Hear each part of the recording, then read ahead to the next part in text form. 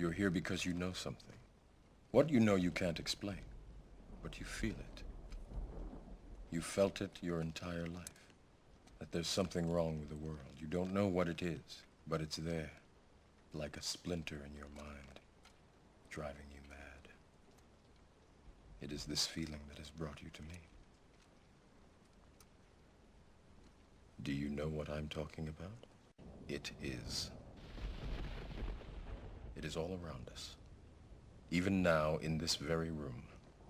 You can see it when you look out your window or when you turn on your television. You can feel it when you go to work, when you go to church, when you pay your taxes. It is the world that has been pulled over your eyes to blind you from the truth. What truth? That you are a slave. Like everyone else, you were born into bondage, born into a prison that you cannot smell or taste or touch. A prison for your mind.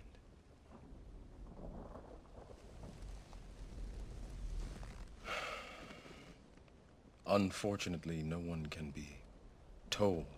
You have to see it for yourself.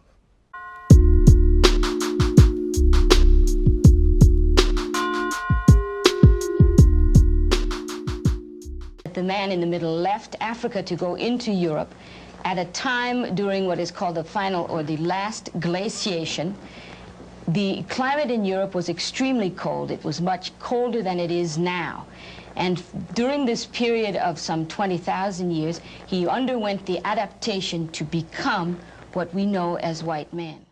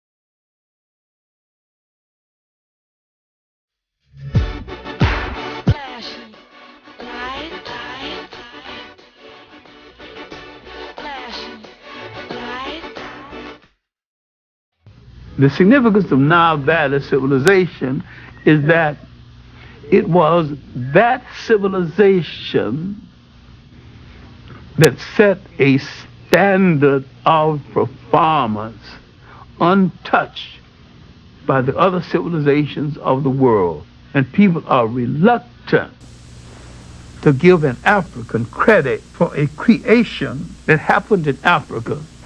They also forget that the Nile Valley stretches 4,000 miles into the physical body of Africa, and that it was the world's first cultural highway. For centuries, Eurocentric scholars had rejected the idea that the mighty Egyptian empire was in fact created and maintained by black Africans. The concept that Western civilization was the product of non-white intelligence, imagination, technology, and spirituality was unacceptable. When you study the ancients of your own people, not the damn Arabs, glorying in Arab history, study your own history. If you study your own history, you will know that the Kaaba that sits as the spiritual center of the Islamic world has a root in your African mama and your African daddy and your African great-grandmother and great-grandfather and down the line.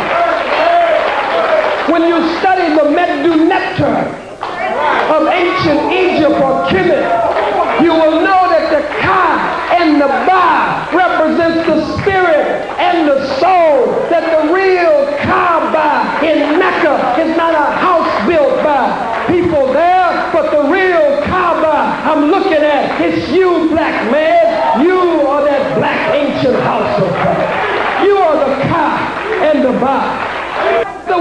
Christian, the white Jew, so-called, the white Muslim, when you all finish, you end in Amen, the name of the ancient God, the hidden one, the prime mover behind all things.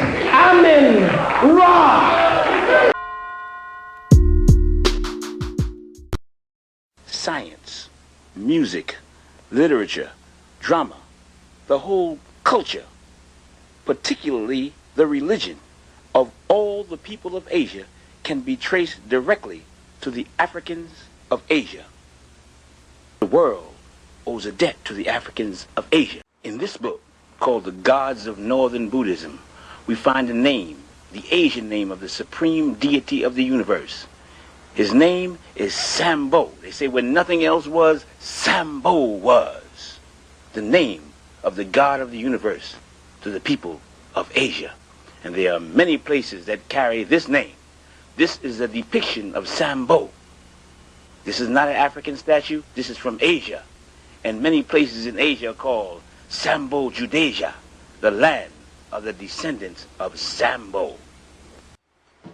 Negas, the divine people of Buddhism. This is a 2nd century depiction of Gautama the Buddha being given his first bath by the divine people of Buddhism called Negas, a tribe in Asia called Negas, the divine people of all the people of Asia, symbolized throughout Asia by the serpent or the dragon. That is their symbol. The Nega means serpent or dragon, the snake, found at the entrance of every temple.